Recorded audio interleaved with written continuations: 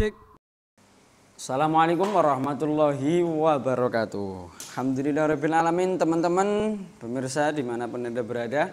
Kita kembali lagi di obrolan santri dalam segmen yang sangat istimewa tentunya.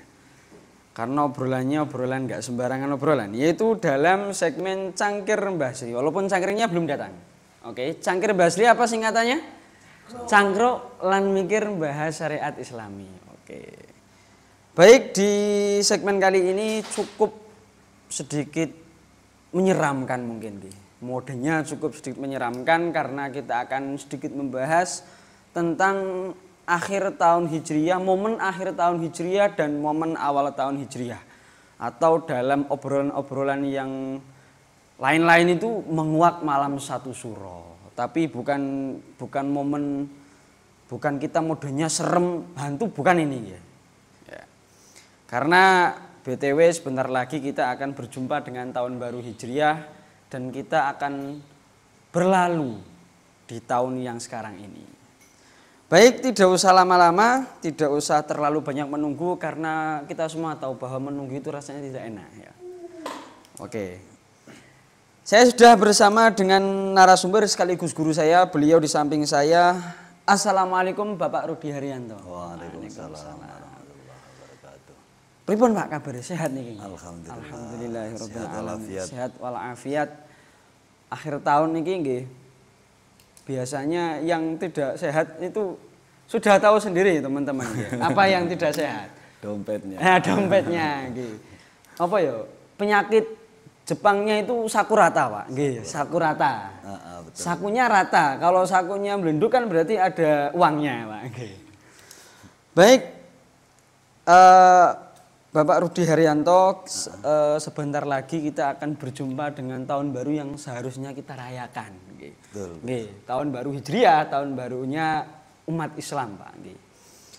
Lalu sebelum kita masuk di tahun baru Islam atau tahun baru Hijriah, tentu kan kita akan berlalu di tahun yang sekarang kita lalui ini, Pak. Nah, karena menurut Islam itu juga momen sakral, cukup sakral juga dalam kita selaku orang Jawa, momen akhir dan awal tahun juga momen yang sakral, Pak. Betul. Nah, sebenarnya ada amalan-amalan apa yang dianjurkan dalam syariat untuk kita mengisi, untuk kita mengisi, menghidupkan di akhir hari-hari akhir tahun dan juga hari-hari awal tahun nantinya, Pak. Mungkin sakit dipun jelasaken. Baik, mengawali pembahasan malam hari ini Kang Yahya tentang amalan-amalan sunnah dilakukan di akhir ataupun di awal tahun, itu sebenarnya ada banyak amalan yang bisa kita lakukan dan seperti yang biasa kita lakukan di pesantren tentunya. Salah satunya adalah berpuasa. Berpuasa yang disunnahkan itu juga bisa dilakukan di akhir bulan Dzulhijjah. Selain untuk berpuasa, amalan selanjutnya ada doa akhir tahun. Doa akhir tahun itu biasanya dilakukan pada waktu setelah asar menjelang sholat maghrib. Doa asar. Dibacanya biasanya sampai 3 kali. Dibaca 3 kali bersama-sama, yang isinya adalah tentang permohonan ampunan pastinya. Karena itu untuk momen dimana untuk kita memohon ampunan atas dosa-dosa yang pernah kita lakukan di tahun yang kita lalui itu. Selanjutnya untuk awal tahun itu juga ada doanya, Kang Yahya.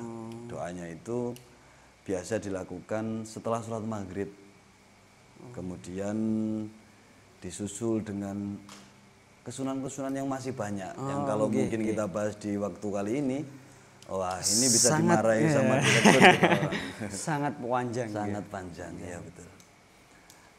Untuk awal tahun itu doanya biasanya isinya tentang harapan-harapan, semoga bisa melakukan kebaikan, semoga bisa mewujudkan apa yang dicita-citakan. Sekilas hampir mirip dengan lagu yang viral akhir-akhir ini loh kayaknya. Walah, saya kurang update bukan nih. hari ini gitu loh ya. Waduh. Mungkin hari Yanto bukan ya? Wah, bukan. Jika bukan hari ini mungkin minggu depan itu dan seterusnya itu loh. Pokoknya saya nggak terlalu bisa nyanyi kalau yang nyanyi seperti itu. Mungkin itu untuk amalan-amalan sunnah yang segelintir yang bisa kami sebutkan. Oh, berarti diantaranya memang karena momen ini adalah sebentar lagi yang akan kita hadapi, ini momen yang cukup sakral nggih Pak nggih. Iya, benar. Jadi memang momen yang tepat adalah kita untuk berpuasa dan kita berdoa di akhir tahun, kita meminta ampunan, kemudian di awal tahunnya kita intinya kita mengungkapkan harapan-harapan kita kepada Allah agar menjadi lebih baik di tahun yang akan kita hadapi nantinya Pak. Pastinya seperti itu. Nah, kemudian masalah doanya itu memang ada doa khusus atau memang begini ya, umumnya doa kan paling enak sapu jagat Pak, sekaligus sekalian kan Pak nggih, Robbana atina.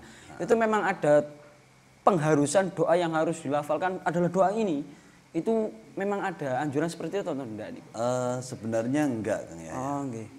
Dalam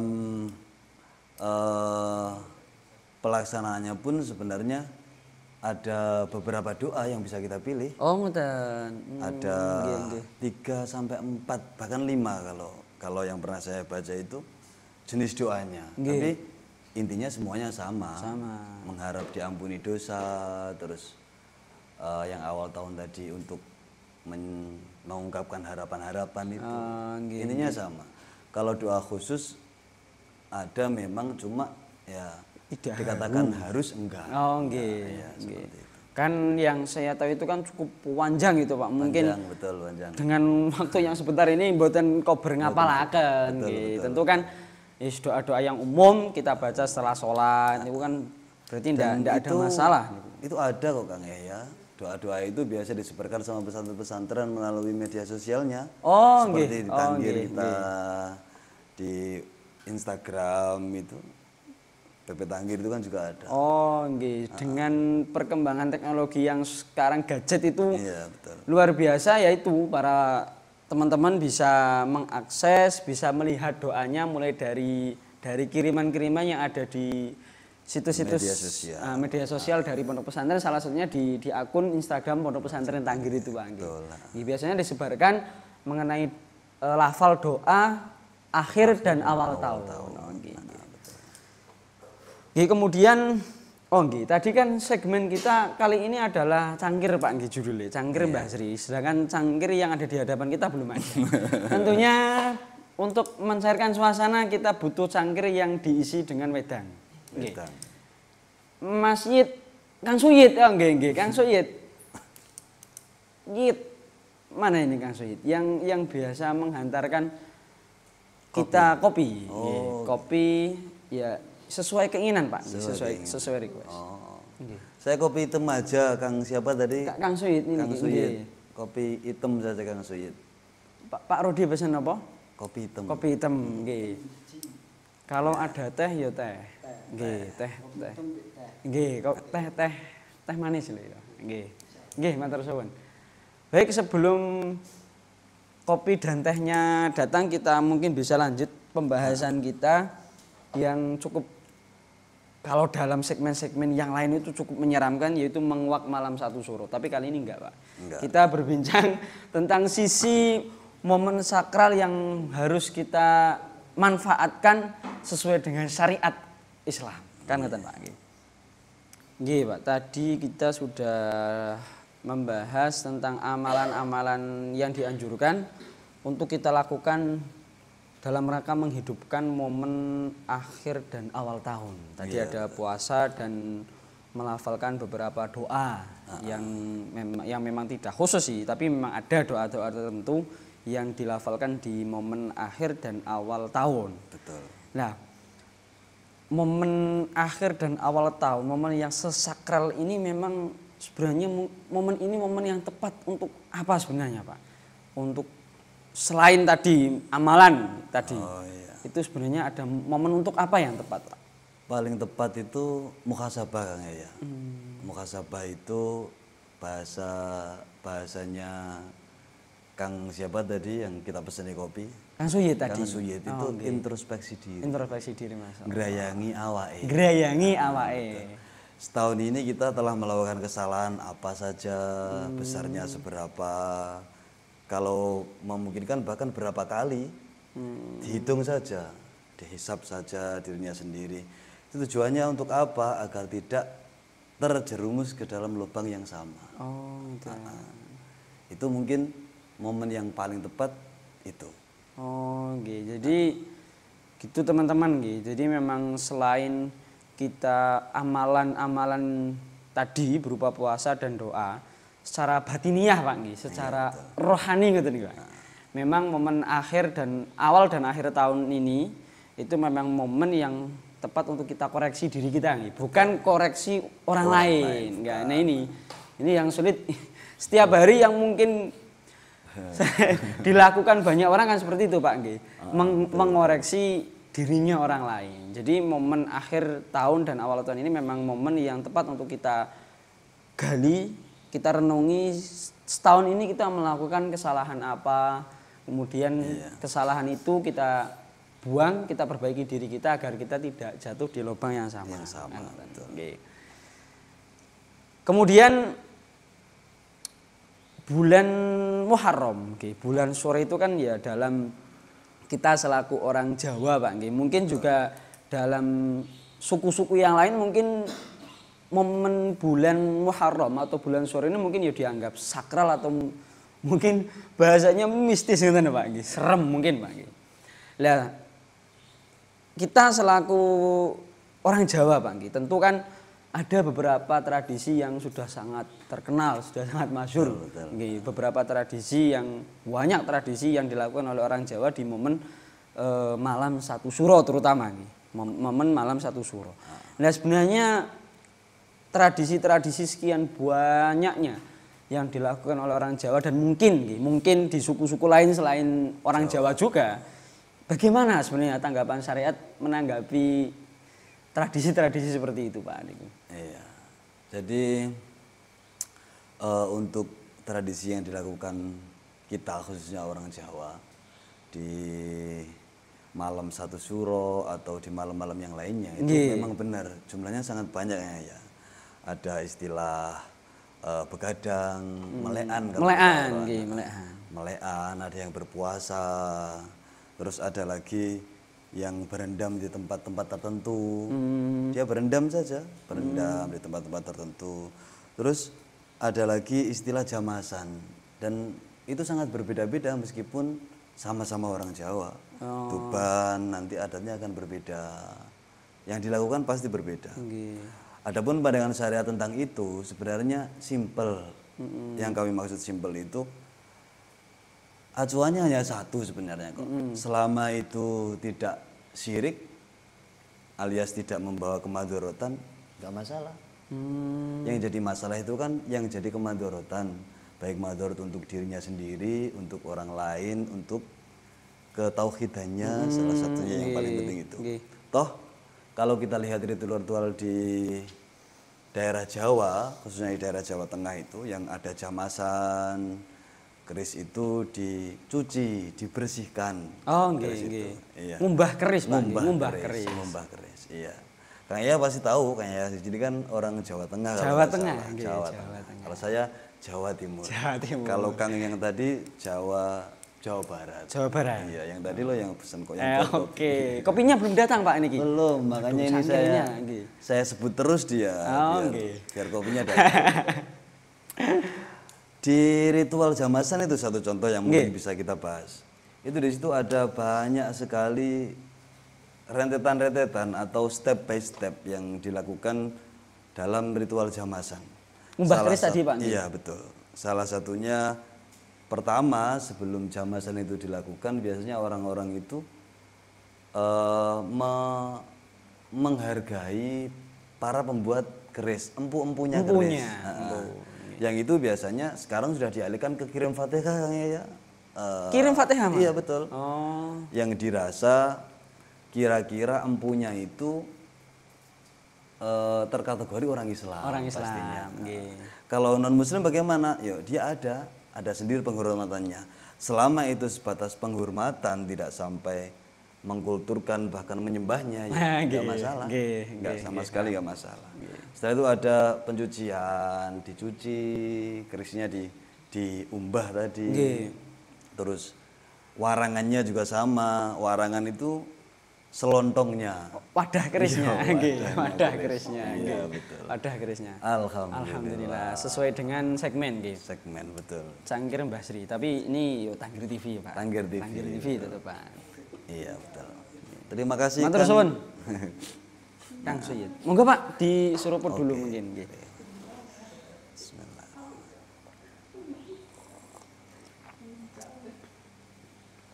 Alhamdulillah.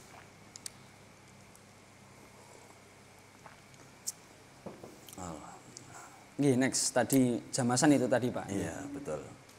Untuk jamasan ya ritualnya sangat banyak tadi ya pastinya. Dan itu semua sebenarnya manfaatnya juga banyak untuk menjaga budaya. Keris itu kan peninggalan nenek moyang kita yang bahkan mungkin tidak dimiliki sama negara lain. Banyak orang yang mencuri itu, mengklaim bahwa itu adalah senjatanya banyak. Terus selain itu juga ya tadi saya singgung ada begadang. Begadang itu melekan kayak ya. Dia nggak tidur semalaman suntuk. Itu yang menurut sumber yang pernah kami tanyai sebenarnya mereka juga nggak muluk-muluk kok. Mereka meyakini bahwa di malam 1 Syuro itu turun ilmu spiritual positif. Sehingga jika dia melakukan melekan begadang tadi, dia begadang lalu kemudian ditambah lagi sebelum begadang dia berpuasa, itu tujuannya untuk apa? Untuk agar ilmu yang turun itu bisa masuk di wadah yang benar. Ilmu itu akan masuk di tempat yang suci, di ruangan yang suci, di tubuh yang suci, sehingga untuk mensucikan dirinya dia berpuasa.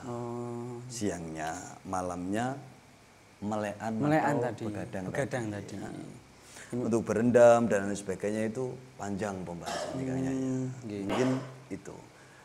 Kesimpulannya untuk pandangan syariat sendiri tetap nggak masalah, selama tidak ada unsur kemusyrikan tadi, atau kemadharatan yang membahayakan dirinya atau orang lain. Jadi memang bagi orang yang tidak tahu itu kan serem Pak Gi, langsung menjustis bahwa ini musyrik dan yang lainnya. Bagi orang-orang yang tidak tahu kan seperti itu. Kemudian tadi ini masih dalam lingkup pembahasan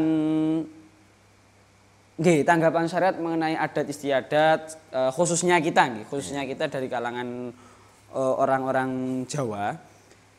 Kalau orang Jawa itu setahu saya Pak, saya itu kalau ada pesta pernikahan, kemudian sunatan, hajatan lah, hajatan, itu mereka ada menghindari bulan Suro. Nah itu bagaimana tanggapan dari jenengan? Itu berarti Jawa Timur dan Jawa Tengah mirip kan ya? Mirip, sama. Di Jawa Timur, Tuban sendiri misalnya, itu memang kebanyakan bahkan mayoritas 90% mungkin. Orang-orang itu nggak berani secara mudah diartikan seperti itu. Nggak berani melakukan satu kegiatan pesta di bulan Asyura. Itu mereka sebenarnya ta'aduban.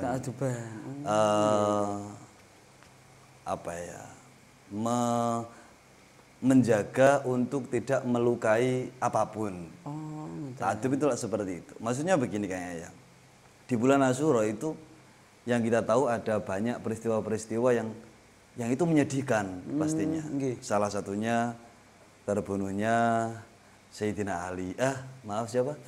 Sayyidina Husain. Ya, terbunuhnya di Karbala itu kan di bulan Asyura juga. Dan masih banyak sebenarnya yang lain. Lah, berasal dari hal itulah orang Jawa itu punya pemikiran yang mulia menurut saya. Mosok di bulan itu Nabi kita susah yang sangat sedih yang teramat karena ditinggal oleh cucunya Sayyidina Husain ya, Sayyidina Husain itu. Dan dengan mengenaskan ya kalau menurut sejarah itu, kok kita gelar hajatan yang hajatan itu pastinya isinya senang-senang. Senang-senang. Betul. Jadi ya mungkin salah satunya karena itu. Jadi sehingga orang-orang Jawa sungkan lah, agar tidak terkesan menari di atas penderitaan orang lain. Begitu. Jadi itu teman-teman jadi bukan berarti serem dan yang lainnya itu bukan. Memang dari pandangan syariat sendiri memang bulan Muharram atau bulan Asyura ini memang banyak peristiwa yang menyedihkan. Salah satunya adalah bulan Muharram ini baginda Nabi juga sedih mengalami kesedihan di mana di bulan Muharram ini cucu beliau Sayyidina Husain terbunuh di padang Karbala itu tadi. Oh, nggih. Kemudian mungkin ini adalah strip pertanyaan yang terakhir mungkin atau nanti akan ada pembahasannya lebih dalam lagi Pak. Tadi kan adat di Jawa tadi, masyarakat Jawa pada umumnya. Kemudian ini ada beberapa adat yang terlaksana di pesantren, di beberapa pesantren. Salah satunya ada di Pondok Pesantren Tanggir Pak.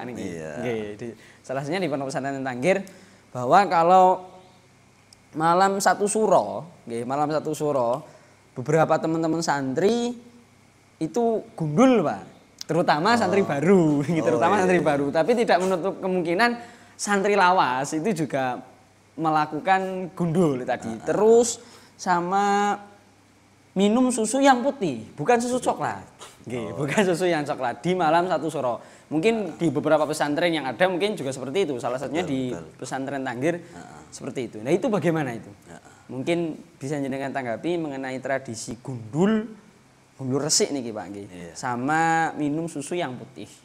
Pertama untuk yang tuyul tadi. Tuyul, gundul tadi. Kita anggapnya tuyul aja lah. Karena sekilas saya cerita itu, dulu pernah rame di asrama saya di Bonang itu. Anak-anak itu kalau iming-imingnya agar mau gundul, itu biasanya diiming-iming biar bisa lihat tuyul. Itu prank saja sebenarnya. Makanya tadi di awal saya sebut itu tuyul itu aja. Saya kenalnya tuyul. Dan memang tradisi itu lama Kang Yaya, lama sekali. Saya ke sini tahun 2006 itu sudah seperti itu, dan saya termasuk korbannya digunduli dengan sukarela pasti. Digundul sudah lama, yang pasti sudah lama. Itu sebenarnya yang saya paham dari situ adalah tradisi gundul ini dimaknai sebagai simbol dari pembersihan diri. Kita dari rumah, santri baru khususnya. Khususnya santri baru. Itu kan pasti latar belakangnya beda-beda. Ada yang asalnya hitam, merah. Iya. Karena diakui atau tidak, pesantren itu rumah sakit sebenarnya. Rumah sakit, Dia menampung segala macam bengkel lah. Bengkel, Vespa masuk. Bengkel akhlak, oke. Supra masuk. Iya, jadi latar belakang mereka berbeda-beda. Sehingga melalui ritual gundul itu diharapkan agar raganya terutama itu terbersihkan lah dari kelakuan-kelakuan yang memang awalnya nggak layak dibawa ke pondok seperti itu. Itu untuk lahirnya. Sedangkan untuk batinnya itu sudah pastilah, wong awal tahun tadi sudah ada ritual doa itu untuk batinnya. Dan seterusnya pastinya banyak sekali.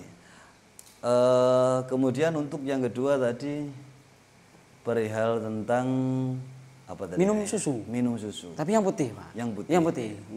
Hitam nggak ada. Coklat. Coklat. Oh coklat lah. Susu coklat. Tapi sebenarnya kayak ini sebelum ke jawaban saya. Coklat itu warna atau makanan Kang Yaya? Waduh. Ayo coba. Coklat itu makanan. Nanti kalau dicampur susu jadi coklat itu warna atau makanan? Aduh. Kalau makanan Sebenarnya makanan. Sebenarnya makanan karena berhubung dia berwarna coklat kemudian jadi warna. Oh, aduh, gitu. Gimana ya Pak? Antara warna dengan makanan coklat dulu yang mana Pak? Nah itu yang masih saya bertanya-tanya. Kayak sebenarnya coklat itu warna atau makanan? Waduh. Ya mungkin bisa dipikirkan di lain waktu. Kasihan tim editing ini. Oke.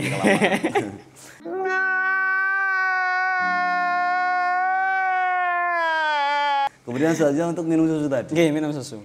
Minum susu itu menurut beberapa ulama,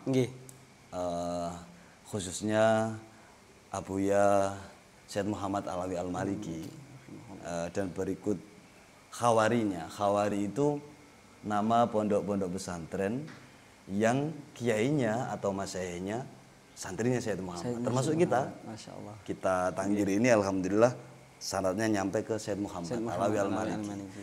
Dan beliau di sana berikut santri-santrinya itu mengamalkan minum susu di malam 1 Muharram.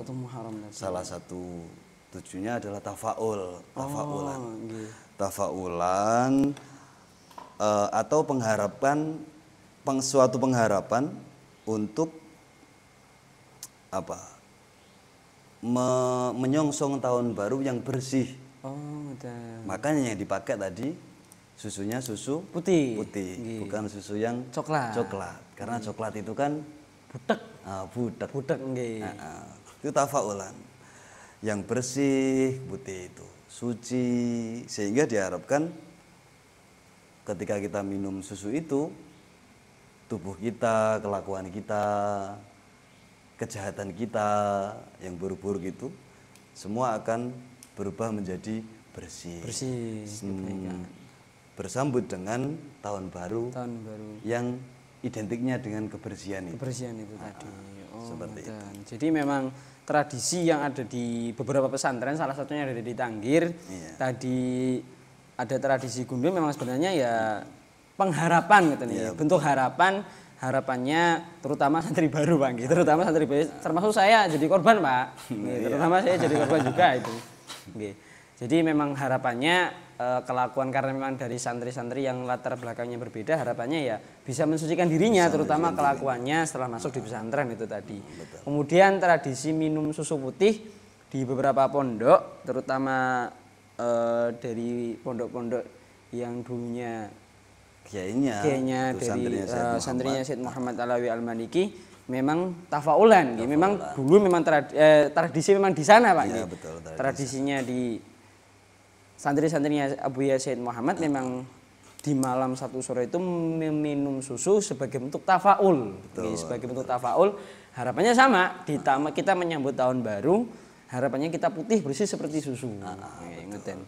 Ada sedikit tambahan ya mungkin untuk minumnya pun nggak sekedar minum sebenarnya. Ada doanya satu. Terus minumnya diusahakan pakai tangan kanan. Terus 3 tegukan. 3 tegukan. Nah kalau susunya bismillah. Sakmenten Pak? Iya, nggak apa-apa. Nanti sisanya kan setelah 3 tegukan nggak masalah. Dihabiskan nanti dan seterusnya. 3 tegukan biasanya 1 tegukan bismillah, setelah bismillah hamdalah. Bismillah lagi, hamdalah lagi. Setiap 1 tegukannya itu. Iya betul. Pakainya tangan kanan. Ada berdoanya yo sama-sama seperti doa yang lain. Cuma ada sedikit perbedaan itu di akhirnya. Doanya itu Allahumma barik lana fima rozaqtana wazidna fi gitu. Itu biasanya sama beliau Yai Mansur Musrih disampaikan setiap setelah doa awal tahun pasti disampaikan. Dan itu bertahun-tahun dihimbau seperti itu terus agar tidak kelupaan. Maka seyogyanya Kang Yahya pun nanti pakai cingkir Tanggir TV lah. Tapi jangan diisi teh, jangan. Kopi apalagi jangan. Hitam Pak. Hitam tambah suram. Tafaulan menjadi hitam nanti tahun depan Pak. Aduh, pakainya susu tadi. Jadi itu tadi teman-teman sedikit kita obrolkan dengan guru kita, yaitu Bapak Ustadz Rudi Haryanto, mengenai beberapa poin-poin yang berhubungan dengan momen akhir dan awal tahun gitu. Betul. Ya renungan lah, kita renungan akhir dan awal tahun ini sebenarnya memang momen yang sakral dan momen yang tepat untuk apa. Amalan-amalan untuk kita lakukan dalam rangka menghidupkan malam akhir tahun dan awal tahun bulan-bulan Hijriah. Dan ternyata memang tadi sudah di awal pembahasan di antara beberapa amalan yang dianjurkan adalah berpuasa dan berdoa tadi Pak. Berdoa, kemudian tadi selain momen kita untuk meningkatkan ibadah di awal dan akhir tahun ini, memang momen akhir tahun adalah momen yang tepat untuk kita muhasabah, untuk kita introspeksi diri, kita lihat diri kita, jangan lihat orang lain. Kita lihat diri kita selama 1 tahun yang lalu. Kita sudah pernah melakukan kesalahan apa, berusaha untuk kita perbaiki, dan kesalahan itu tidak akan kita ulang lagi di tahun berikutnya. Kemudian tadi memang beberapa tradisi yang sekilas bagi orang yang tidak tahu itu syirik dan yang lainnya, itu memang tidak sebenarnya. Tadi diantaranya yang disebutkan oleh beliau adalah tradisi jamasan atau ngumbah pusaka. Ngumbah keris tadi. Kemudian yang terakhir adalah tadi mengenai tradisi gundul, memang sama sebenarnya kita bentuk harapan saja. Kemudian tadi tradisi meminum susu dengan beberapa cara yang disampaikan oleh beliau, memang itu sudah tradisi berawal dari Abu Yazid Muhammad Alawi Al-Maliki dan para santri-santrinya. Kemudian kita lakukan sampai di pondok kita sebagai bentuk tafaulan, harapannya di tahun yang akan datang kelakuan kita diri kita bersih layaknya susu yang putih. Baik, itu tadi obrolan kami di segmen Cangkir Mbah Sri di kesempatan kali ini bersama guru kami Bapak Ustadz Rudi Haryanto. Terima kasih Pak. Matur suwun sangat, sehat-sehat selalu. Niki mugi-mugi nggih sehat ragane, jasmani, rohani, dan juga tentunya adalah kantongnya. Tidak ada penyakit Jepang sakurata Pak nggih, sakurata. Sakunya rata. Baik, semoga obrolan kita bermanfaat, terutama untuk diri kami sendiri dan juga untuk teman-teman dimanapun Anda berada tentunya. Terima kasih, itu yang dapat kami obrolkan di kesempatan kali ini. Assalamualaikum warahmatullahi wabarakatuh.